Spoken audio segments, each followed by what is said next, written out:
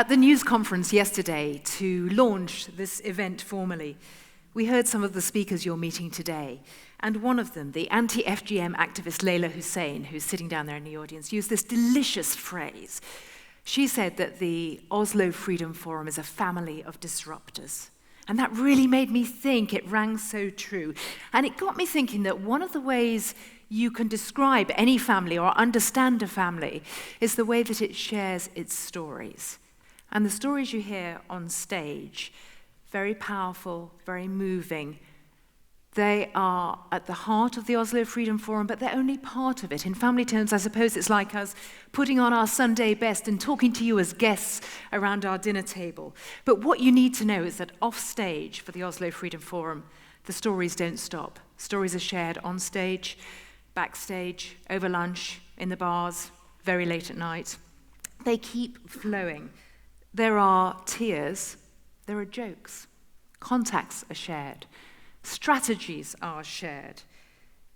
And so there are many ways in which the Oslo Freedom Forum tries, as its founder, Thor Halvorsen, put it yesterday, to humanize struggle. And that's where I want to bring on our next guest, Elif Shafak, thinker, author, activist, one of Turkey's best-known writers, many novels to her name. And one of the things I'm discovering in starting to read through the novels of Elif Shafak is, Elif, the vivid, brilliant way in which you humanize struggle, whether you're talking about a struggle over God's existence, over women's identity, over Armenian genocide, all sorts of issues that you choose. And how you celebrate community. You might be talking about one huge family. You might be talking about a group of friends, a layer of society. But you pile up tensions, loyalties, conflicts, angst, deliberations, and you seem to me to revel in the messiness of many voices, in the creativity of diversity, which makes me want to start, Elif, by asking you how you feel as you see voices being silenced, being shut down, being suppressed. How do you feel about what is happening in Turkey today? Yeah, thank you. Well, first of all, I think Turkey is an incredibly important country, and what happens in Turkey has repercussions beyond Turkey. It pains me, it saddens me to see the loss of diversity, the collapse of dreams of democracy, dreams of coexistence. This did not happen in a day. It happened gradually, increasingly, but also in an interesting way with a bewildering speed.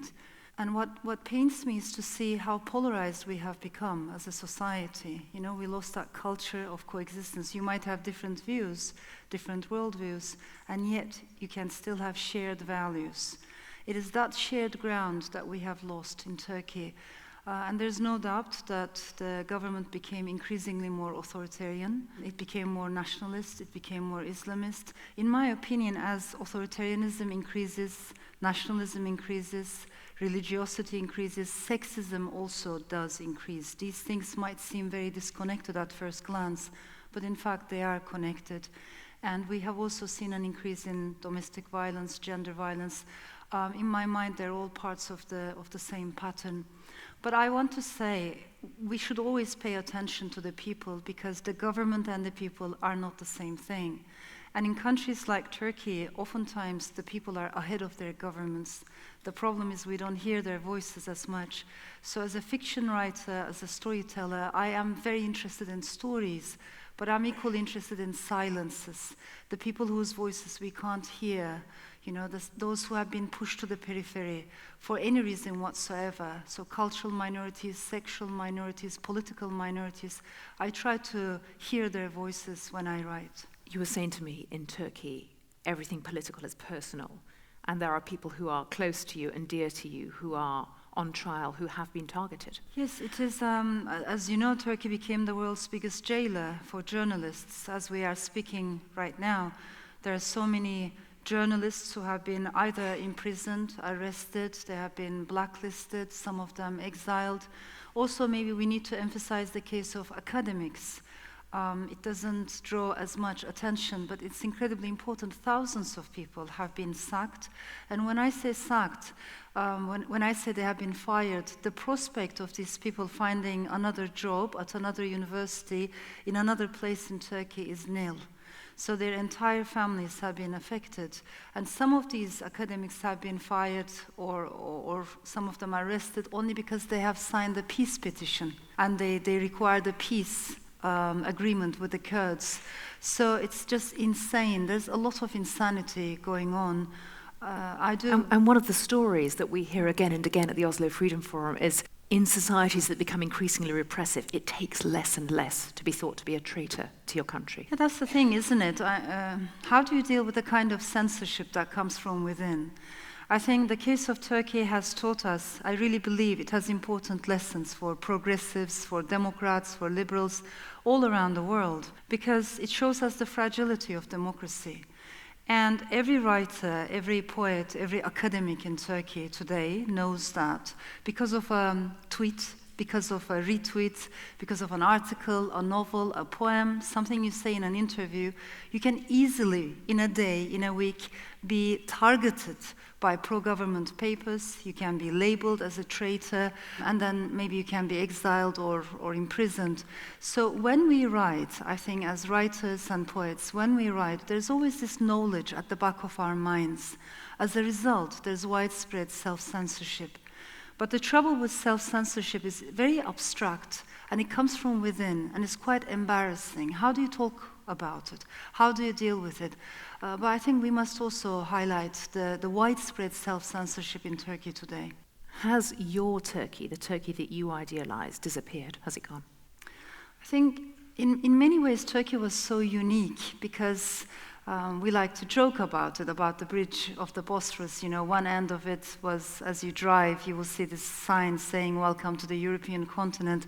And as you drive in the opposite direction, you will see another sign that says, "Welcome to the Asian continent." And we would joke to ourselves saying, actually, we're not quite welcome anywhere. We're a bit like the bridge in between. But the reason why I mention it is because Turkey had so many conflicts, diverse energies, and the beauty of the challenge was, can you bring them together? Can you harmonize them? So to put it more bluntly, a Western liberal pluralistic democracy, can it succeed in a country that has a majority Muslim culture, a country that has its own rich traditions and history? And I think there was a time when many people felt quite optimistic, myself included. So the collapse of that model has really echoes beyond Turkey. I have many readers from other parts of the world, from Kuwait, from Lebanon, from Pakistan, Bangladesh, and they always say to me, we were watching Turkey, as an important example. And I think it's a demoralizing message for them as well, as if it doesn't harmonize. But of course, these things change. I feel always more pessimistic when I focus on politics and politicians, but when I focus on the people, women, students, minorities, then I feel more optimistic. So when you talk with the people, the energy there is completely different, and they do know that our country deserves a proper democracy. You would probably be the first to say that you are privileged. I want to quote to you something from The Bastard of Istanbul, one of your early, very well-known novels. One of your characters describing Istanbul's wealthy cafe society talks about the bohemian, avant-gardist, arty-farty side of Istanbul, typical third-world country elite who hate themselves more than anything else in the world. As you wrote that, were you getting some self-criticism in early? That's why I love novels so much. You can have so many voices, so many layers. I don't like it when writers try to teach or preach something.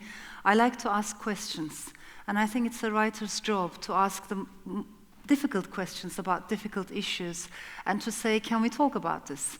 hopefully to open a space where we can hear different interpretations, because that is what we've lost in Turkey, diversity of interpretations. We read history in only one single way, history with a capital H. We like to think that we were a great empire that brought justice wherever it went. Well, the story changes if the same story is told through the eyes of a Serbian peasant, or an Armenian silversmith, or a Jewish miller, or maybe a concubine in the harem, or a prostitute accompanying the army. When you ask the same history to those micro individuals, they will tell you a completely different story. I like to bring out that kind of plurality and ask questions. But then I like to leave the answers to the readers at the end. To me, that diversity is very important. You do keep asking questions. You always push the topics that others might shy away from, whether it's sex and abortion, whether it is Turkey and the Armenians. You like to provoke? I don't see it as necessarily as a provocation, but I think ever since my childhood, maybe I felt a bit like an insider-outsider in my own motherland. So I'm very familiar with that feeling. And I think there's more and more of us all around the world who have similarly mixed emotions about the lands we come from. Clearly we love our native countries, but at the same time there's so much that is wrong and that should change. So I try to reflect all of that. I see myself as a commuter. What I don't like is to belong in one singular identity. Why do we have to be like that? So it's the multiplicity inside, the multiplicity in the society. These are the things I treasure. And I think in Turkey, by losing diversity, by losing cosmopolitanism, we lost a lot. I'm not talking about only a financial loss or a political loss, but something in our conscience. Because it's very clear to me, in this life, if we are going to learn anything at all, we learn it from people who are different than us. Yeah? You can't learn anything from someone who is exactly like you, who thinks like you, dresses up like you, votes like you. And this ideology of sameness now is very, very dominant in Turkey. I see it when I go to schools, I see it when I talk to people. I find that very scary, when you erase people's individuality, and when you teach them that they have to belong to a tribe, to a collectivistic identity. I think we need to be careful about that, especially we women, because when societies slide backwards into authoritarianism, as it happened in Turkey, we women have much more to lose. One of the things you've written, and you've written it in your novels, is the question, does religion help to give women a space, more expression, or does it subjugate them, disempower them? And that is a very live question in Turkey today. It is, and it's a very politicized question as well. Again, in this respect too, we are incredibly polarized. For a long time, the understanding was, if you're a liberal, you shouldn't be interested in these issues, and if you happen to talk about faith-related issues, then you can't be a liberal. This is a very fake, I think, duality. I think it's possible, and when I look at particularly Jewish thinkers, they were amazing in that regard. Many of them were agnostics, liberals, Democrats, but they questioned issues of faith because they saw it as traditions. We have lost these nuances in Turkey. I myself am not even a believer, but I'm someone who likes to ask questions about faith, and I like to ask questions about doubt as well. And I think in life we need both. We need the dance of faith and doubt. I don't like certainties. Sometimes someone who is very religious and very clearly, absolutely atheist can be equally certain of their truth, whereas people who are trying to find another personal path, people who are agnostics, mystics, misfits, they were walking a very thin line between blasphemy and faith, and I'm very curious about those traditions. But again, these are very difficult subjects to talk about in Turkey. But that tension you've just talked about is what comes through really clearly in Three Daughters of Eve, in your latest novel, about it is easier to stand on very clear ground and not to be the one who's questioning. For people here and watching us as we live stream, what are the questions they should be asking when they look at Turkey and tell them why what happens in Turkey should be mattering to them all. Yes, of course, absolutely. It does matter enormously, and I think it would be an enormous mistake to isolate an entire country. In my opinion, we should be very critical of its politicians, politics, the political elite. We should never refrain from talking about human rights violations, freedom of speech violations, and the loss of media freedoms and academic freedoms in Turkey. But at the same time, can we stay connected with the people, with the civil society? I think this is an enormous challenge, because otherwise, if we isolate an entire country, the only people who benefit from this are the isolationists themselves. And who are they? The ultranationalists, the Islamists, and those who benefit from the increase of authoritarianism. So what I'm trying to say is, let's criticize governments, but let's stay connected with the people. To me, it's incredibly important to have global ties of global solidarity, to have more ties between a women's organization in Turkey and maybe a women's organization here, or like the English PAN, the American PAN, the International PAN, and many other organizations that have been following the cases of journalists and writers in Turkey very closely. These things matter. I had a small taste of this when I was put on trial in 2006. After I wrote the Bosphorus of Istanbul, I was accused of insulting Turkishness under Article 301, even though... You used the word genocide in the voice of one of your characters. Yes, and I wrote openly about 1915 and the massacres and the atrocities, and I used the word genocide, yes. So when the book came out, it was quite, for me, unexpected to be put on trial under Article 301, which protects Turkishness against insults, but nobody knows what quite that means. So it's very open to misinterpretation. And it was very surreal only because, of course, Article 301 has been used against academics, journalists, anyone who interprets, who dares to say, wait a minute, can we read history from a different angle? Can we read what's happening from a different angle? Can be subjected to Article 301 in the Turkish constitution. So there's no surprise there.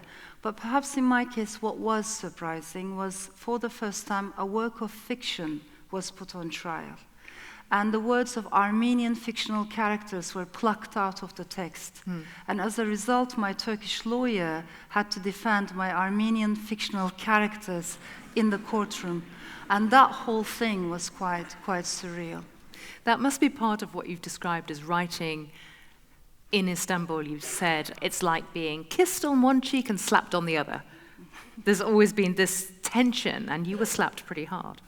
It's quite interesting. I mean, you do get slapped from the elite and the literary world, even though it looks quite liberal and modern at the first glance. When you scratch the surface, underneath it can be equally patriarchal, equally sexist, and just as equally homophobic as the rest of the society, that's for sure.